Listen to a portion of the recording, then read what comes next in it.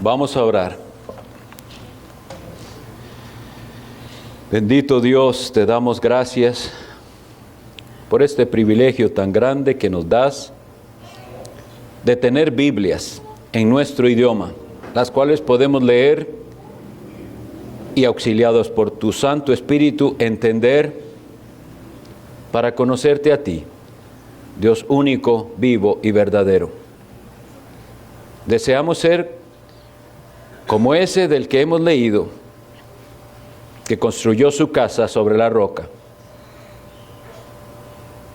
Con tu palabra, ilumínanos para hacerlo así.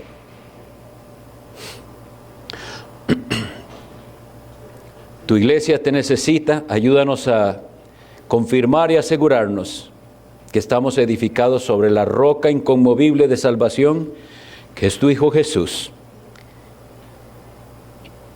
Y pedimos, Señor, que esta tu palabra, que es viva y eficaz, y más cortante que toda espada de dos filos, y que penetra hasta partir el alma y el espíritu, las coyunturas y los tuétanos, y discierne las intenciones y pensamientos del corazón, tú la uses para el bien de todo el que escucha, y haznos escuchar. En el nombre de Jesús, amén. Pueden tomar asiento.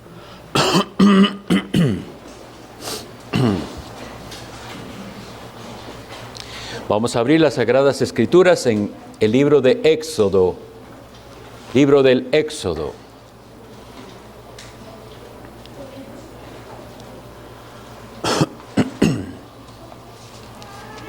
Vamos a iniciar la lectura en el capítulo 19.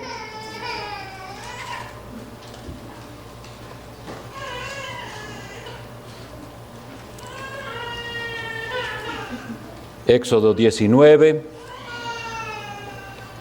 comienzo a leer en el versículo 9 hasta el 11 y después pasamos del 14 al 18. Ay, mi Dios. Dice así la palabra de Dios. Entonces Jehová dijo a Moisés: He aquí, yo vengo a ti en una nube espesa, para que el pueblo oiga mientras yo hablo contigo, y también para que te crean para siempre. Y Moisés refirió las palabras del pueblo a Jehová. Y Jehová dijo a Moisés: Ve al pueblo y santifícalos hoy y mañana, y laven sus vestidos, y estén preparados para el día tercero, porque el tercer día Jehová descenderá a ojos de todo el pueblo sobre el monte de Sinaí. Vamos al versículo 14. Y descendió Moisés del monte al pueblo, y santificó al pueblo, y lavaron sus vestidos. Y dijo al pueblo: Estad preparados para el tercer día, no toquéis mujer. Aconteció que al tercer día, cuando vino la mañana, vinieron truenos y relámpagos y espesa nube sobre el monte, y sonido de bocina muy fuerte, y se estremeció todo el pueblo que estaba en el campamento. Y Moisés sacó del campamento al pueblo para recibir a Dios, y se detuvieron al pie del monte.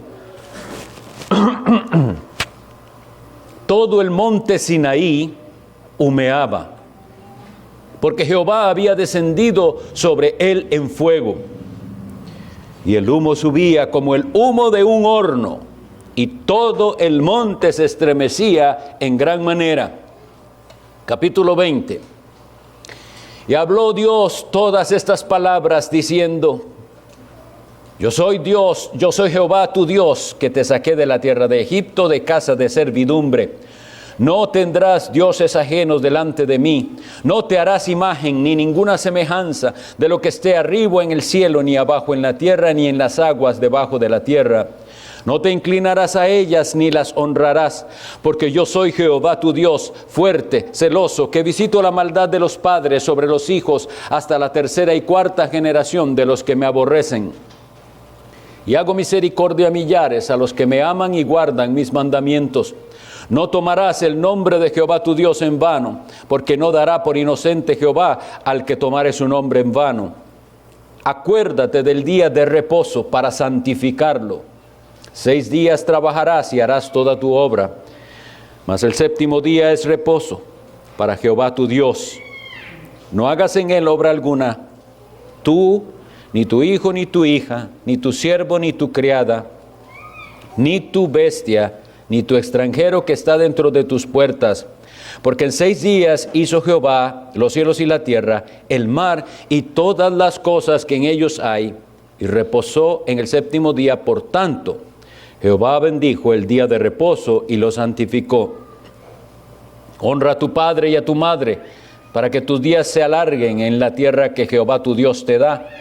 No matarás, no cometerás adulterio, no hurtarás, no hablarás contra tu prójimo falso testimonio, no codiciarás la casa de tu prójimo, no codiciarás la mujer de tu prójimo, ni su siervo, ni su criada, ni su buey, ni su asno, ni cosa alguna de tu prójimo.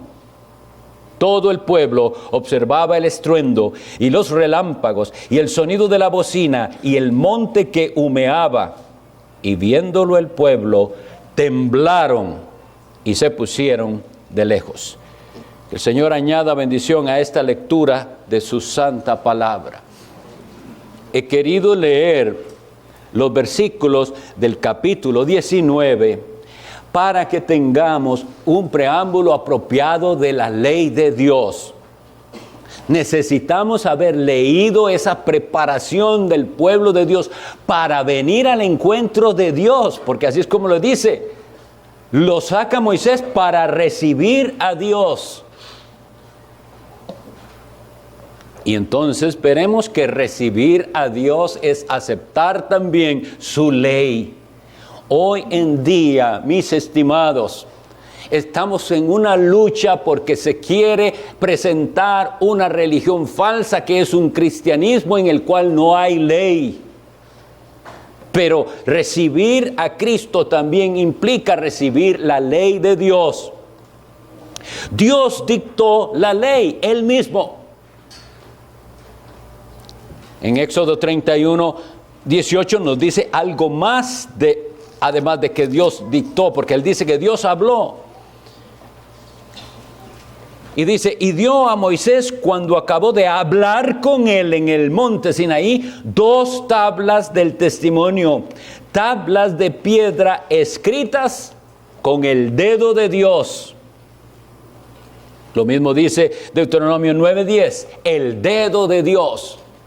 Asocia la palabra de Dios, Dios actúa, Él viene y es una manera preciosísima. Necesitamos ahondar en este significado. Dios habló y Dios escribió, lo dejó por escrito en tablas de piedra. Dios ha hablado y Dios ha escrito una ley. Y ambas cosas son a nivel espiritual muy importantes. La Sagrada Escritura nos dice que el ser humano tiene una ley escrita en el corazón. Romanos 12:15 dice que eso es la conciencia. Ningún ser humano tiene excusa delante de Dios porque llevamos la imagen de Dios, la cual incluye una conciencia, una ley escrita ahí en el corazón.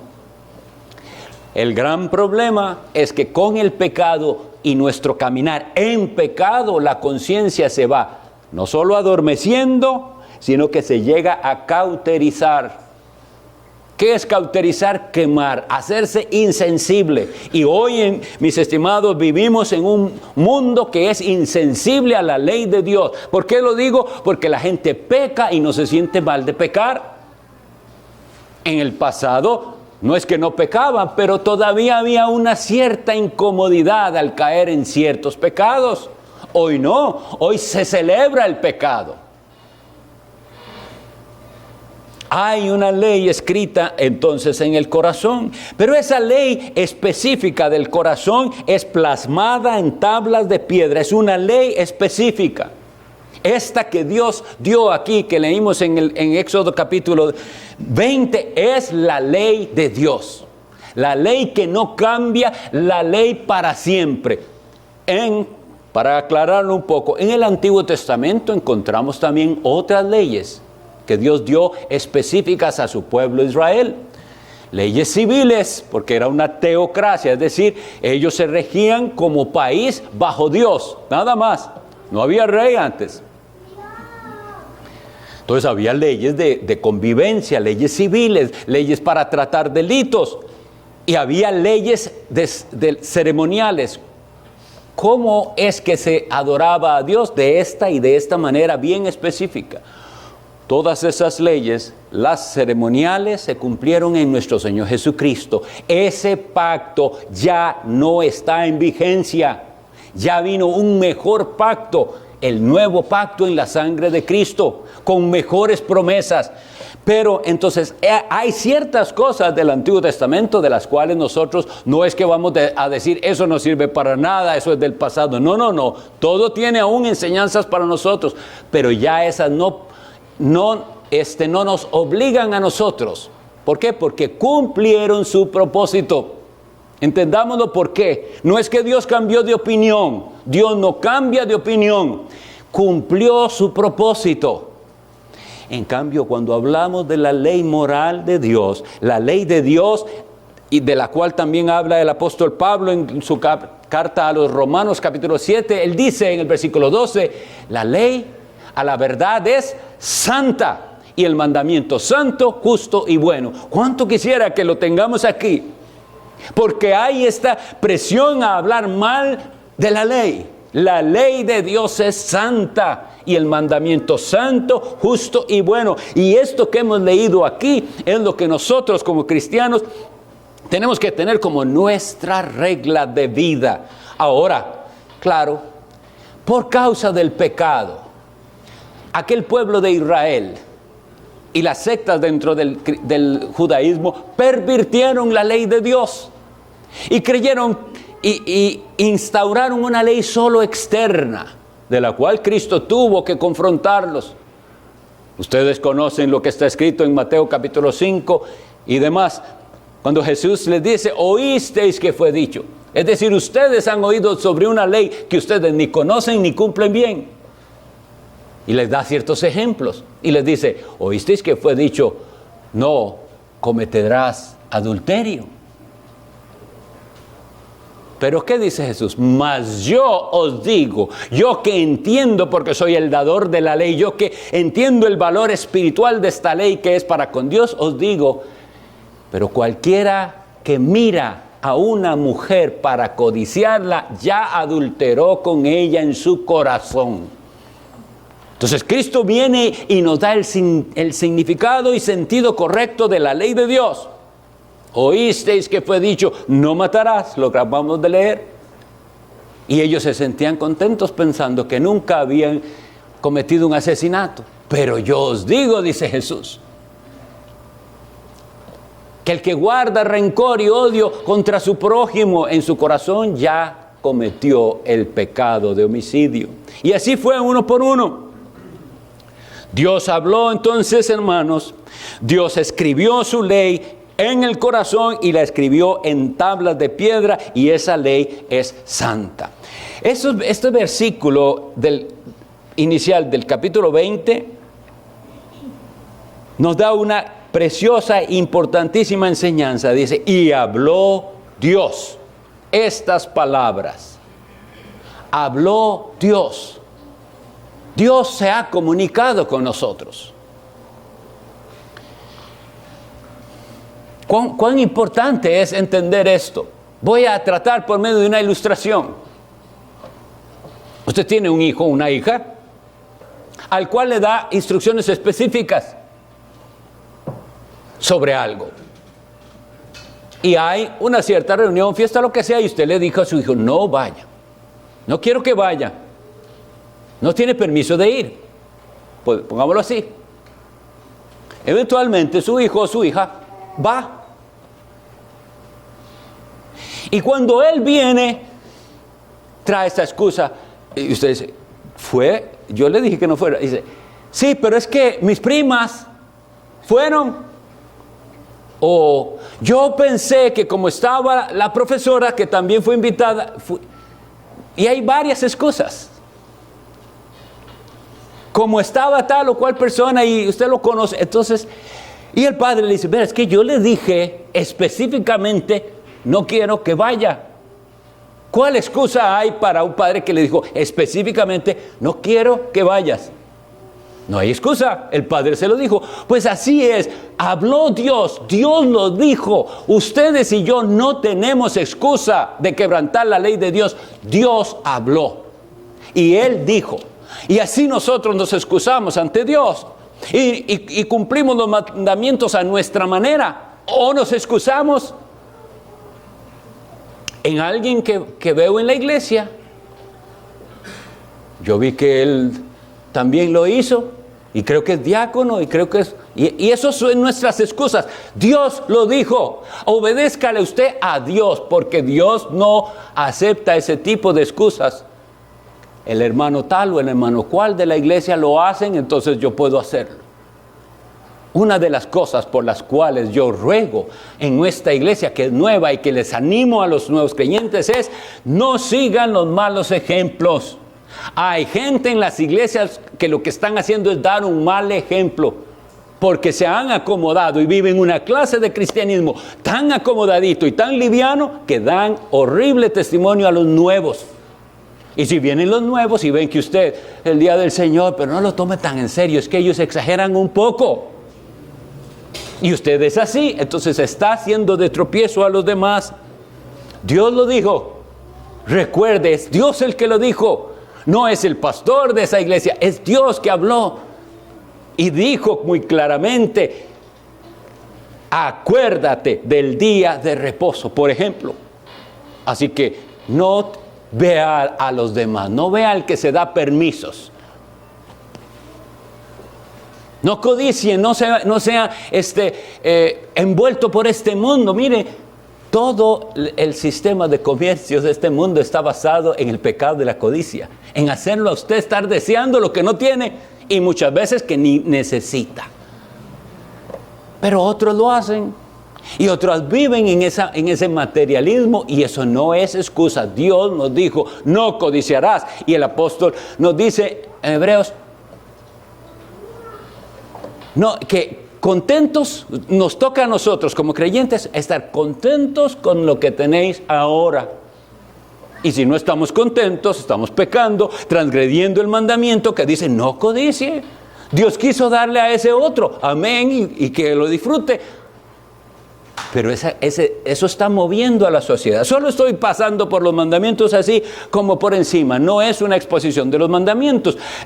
Lo que sí quiero que quede en nuestra mente es Dios habló y no tenemos excusa.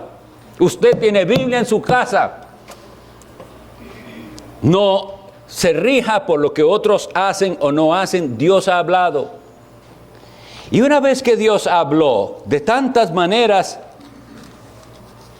en la carta a los Hebreos nos dice, Dios, habiendo hablado muchas veces y de muchas maneras en otro tiempo a los padres por los profetas, en estos postreros días nos ha hablado por el Hijo, a quien constituyó heredero de todo y por quien asimismo hizo el universo, el cual, siendo el resplandor de su gloria y la imagen misma de su sustancia, y quien sustenta todas las cosas por la palabra de su poder, habiendo efectuado la purificación de nuestros pecados por medio de sí mismo, se sentó a la diestra de la majestad en las alturas. Ahí está nuestro Señor y Salvador Jesucristo, a la par, ahí a la diestra de Dios. Él con su sangre pagó el precio por los pecados. Él nos habló. Él es la revelación completa y plena de Dios. Dios ha hablado por su Hijo.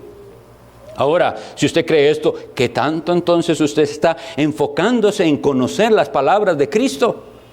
Dios nos ha hablado con claridad. Dios ha usado palabras para hacernos entender su voluntad. Dios nos habló por su palabra y por aquel que es su palabra, su Hijo Jesucristo. Nunca olvidemos el significado de la palabra verbo. Por eso es que se le llama a Él el Verbo de Dios. Él es la expresión misma de Dios el Padre. Ahora, aquí dice que Dios dijo esto: yo soy Jehová, tu Dios. El nombre Jehová, quiero defender ante ustedes que es correcto que lo usemos. Hay toda una tendencia de la cual quisiera ayudarles a ser prevenidos. Hay unas palabras, son 4 letras hebreas que representan el nombre de Dios. A eso se le llama el tetragrama o tetragramatón. Tetra significa 4, nada más eso es. Suena rara la palabra, pero es esa, 4 letras, eso es lo que significa. Y esas palabras, los traductores de nuestra versión, Casiodoro de Reina y Cipriano de Valera, las transliteraron. Transliterar significa tomarlas lo más posible iguales y pasarlas al otro idioma, sin interpretarlas. Nada más tomarlas y ponerlas así. Y ellos las transliteraron en esta forma: Yehová, Jehová. Antes en el español la Y, la I era como una J. De eso llegó a nosotros Jehová. Todos los eruditos del hebreo están de acuerdo en que esas 4 letras están relacionadas al verbo ser. Es un verbo sustantivo, le dicen ellos. Ahora, surgió luego, por el siglo XVI, un teólogo católico que escribió algo que se llamó una cronología, y él dijo, fue él el que dijo, pueden indagarlo, que los samaritanos pronunciaban el nombre de Dios como Yahvé, y que los judíos solo decían Yah. Y eso sí lo sabemos, lo de Yah, porque sabemos hasta en los Salmos que hay abreviaturas: alabada Yah o aleluya, que significa alabada Yah, la abreviación del nombre de Dios. Y entonces ahí en discusiones veían que también los paganos tenían un dios, el principal de ellos, que era Júpiter, y le decían I-O-V. Y ahí estaban. Pero estas especulaciones de aquel hombre, Gilbert Hennebrat se llamó él, las basó en los comentarios de un hombre del siglo V llamado Teodoro de Ciro. Y oigan, resulta que el don Teodoro de Ciro ni siquiera hablaba hebreo. A veces nos perdemos en cosas que no, porque el enemigo es tramposo. Y yo lo que quiero defenderles hoy, no es importante cómo se pronuncia el nombre de Dios. Lo que importa es que usted lo conozca a Él y que sepa quién es Él. Y por eso también defiendo que esa transliteración es apropiada, porque ese nombre Yehová o Jehová del hebreo significan: la primera sílaba es el verbo ser en futuro, la segunda el verbo ser en presente y la tercera el verbo ser en pasado. ¿A quién le suena eso? Será, es y fue. ¿Quién es así? La Biblia en francés, por ejemplo, ellos no transliteraron. Los hermanos que tradujeron del hebreo al francés, ellos no transliteraron, no pusieron ese nombre, sino que ellos lo interpretaron. Y en la Biblia de francés lo que dice en lugar de Jehová es eterno. Le están dando el significado de lo que realmente quiere significar. Pero en la Biblia a nosotros nos es claro en Apocalipsis 1:8 y 4:8 que Él es el que es y el que era y el que ha de venir, el que siempre ha sido. Ese es nuestro Dios. Y sí, el significado es el eterno. Pero es correcto decir Jehová, pronunciado como usted pueda pronunciarlo, y si es en inglés es Jehová o etcétera. Nosotros no nos vamos a poner en discusiones vanas, porque eso es lo que hace la gente, perder el tiempo en cosas que no son lo importante. Ese nombre lo que indica es que Él siempre ha sido, siempre será, y como es eterno, es todopoderoso y eternamente nos ofrece salvación también. Ahora bien, ¿por qué vino todo ese problema? Porque los hebreos, los judíos, interpretaron muy mal el mandamiento. El tercer mandamiento dice, no tomarás el nombre de Jehová tu Dios en vano. Y también cuando se da el episodio de que el hijo de una hebrea blasfema el nombre del Señor y no se sabía qué había que hacer con él. No sé si han leído el episodio, ahí está en la escritura. Blasfemó el nombre de Dios. Y dice, ¿y ahora qué hacemos con él? Y la sentencia fue de Dios, muerte, apedréelo la congregación. Pero hoy en día, solo para decir, nosotros nos hemos acostumbrado a oír que se utiliza el nombre de Dios y de Cristo como si fuera cualquier cosa y nos acostumbramos. No se me acostumbre, enséñele a sus hijos que ese nombre es sagrado, no lo pronunciamos para cualquier cosa. Excepto que usted esté orando a Él, excepto que lo use con reverencia y amor y respeto. Si no, no esté llamando a Dios para sus tonterías, para sus cosas vanas. Dios es digno de ser reverenciado. Bueno, pero ellos interpretaron mal ese blasfemar y lo que dijeron fue, Él pronunció el nombre de Dios. Entonces viene una superstición que le dice, no se puede decir. Y llegan hoy en día los herederos de semejante error a decir, está usted leyendo un escrito y van a poner Dios y no pueden poner, se brinca la I y ponen OS porque no pueden decir Dios o Jehová o lo que sea. Y entonces, mis hermanos, veamos, qué torpe es el ser humano y qué fácil se extravía por donde no es.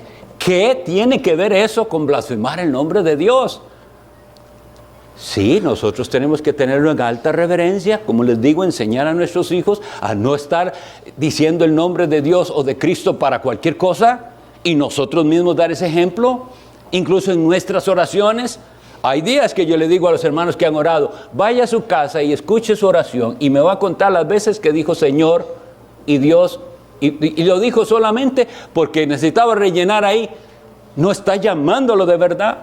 Dios nos ayude y nos perdone, porque así no es. Debemos reverenciarlo. Sin embargo, no entrar en una superstición de que no puedo decirlo, porque la Biblia misma nos enseña que muchos dijeron su nombre, e incluso gente que no era hebreo mencionaron el santo nombre de Dios, Jehová, o como sea que lo hayan pronunciado antes. Para nosotros, para mí en particular, Jehová, el que es y el que era y el que siempre ha sido.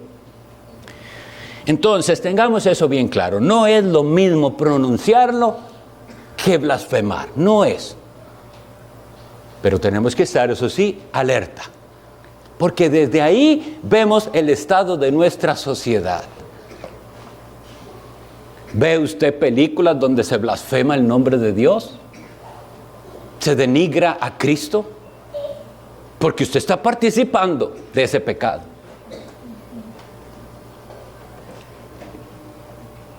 ¿Es usted uno de los que cambió la mala palabra que ahora decía por ahora decir, ¡ay, Jesús!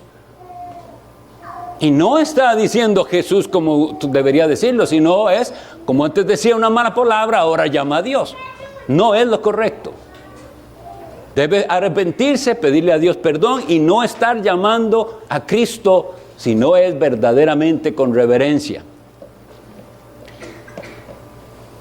Pero entonces ese Jehová habló. ¿Y quién es ese Jehová? Yo soy Jehová tu Dios que te saqué de la tierra de Egipto de casa de servidumbre. Y solo un dato más de cuando estuve leyendo al respecto de esto. Fue interesante ver que el mismo hombre que habló de esto, de que ahora que no debía decirse así, sino Yahvé y todas esas cosas, al final de su tiempo dijo, la verdad es que eso es una discusión vana. Él mismo lo reconoció. Nosotros no estamos en esa discusión de cómo se pronuncia el nombre de Dios. ¿Lo conoce usted? ¿Lo ama? ¿Lo respeta? ¿Vive para Él? ¿Respeta su ley? Porque ese es el asunto de lo que estamos viendo. Usted puede decir cosas de Dios y decirle Diosito como algunos, pero se va a mostrar en cuánto respeto tiene usted por la ley de Dios. Porque la ley de Dios refleja el carácter de Dios. Y vimos a un Dios que vino en relámpagos y que temblaba. Miren, dice que Israel temió mucho. ¿Cómo no iban a tener miedo? Si estaba temblando la tierra. Y había humo. una nube espesa y había fuego. Esto no era un juego. Dios vino y se manifestó de esta manera. ¿Y por qué lo hizo? Porque les iba a dar su santa ley. Pero este Dios Jehová, dice, es el Dios que te saqué de la tierra de Egipto de casa de servidumbre. Dios es el libertador de Israel. Ellos estaban en el país de Egipto como esclavos. Eran siervos. Es una casa de servidumbre, significa, ahí ustedes eran esclavos. Ahora, cuando leemos eso, yo le pregunto a usted, cuando usted lee a Dios hablándole a Israel diciéndole, yo soy Jehová, tu Dios, que te saqué de la tierra de Egipto, de casa de servidumbre, ¿qué tiene que ver con usted? ¿Ha estado usted en Egipto? ¿Ha estado en casa de servidumbre? Si usted dice que no, entonces no he entendido de lo que estoy hablando, porque yo no me estoy refiriendo a ese país de Egipto, ni a ese faraón que existió, ni a ser esclavo de esa manera. Pero si usted cree la palabra de Dios, sabe que esto tiene una aplicación para su vida, y que ese Egipto es ese pasado en el que nosotros vivíamos dominados por el pecado. Eso era. Dominados por el pecado, queriendo no hacer y tratando de arreglar nuestra vida, pero sin poder, y otra vez cayendo en lo mismo una y otra vez, dominados del pecado. Pero viene alguien, ese es Moisés, que va a ir y se enfrenta al faraón, a Satanás, al pecado, y saca al pueblo de Dios de la casa de servidumbre, los liberta. ¿Tiene algo que ver con usted y conmigo? Ese es Jesucristo, el Hijo de Dios, que viene y vence a Satanás, ese faraón, y lo saca a su pueblo de esa vida de pecado, de esa vida de error, de ignorancia, los saca de allí para llevarlos, porque ahora son su pueblo. Dios los ha sacado porque dice, son míos. Deja ir a mi pueblo. Esto es lo que decía Dios a Moisés, dígale al faraón, deja ir a mi pueblo.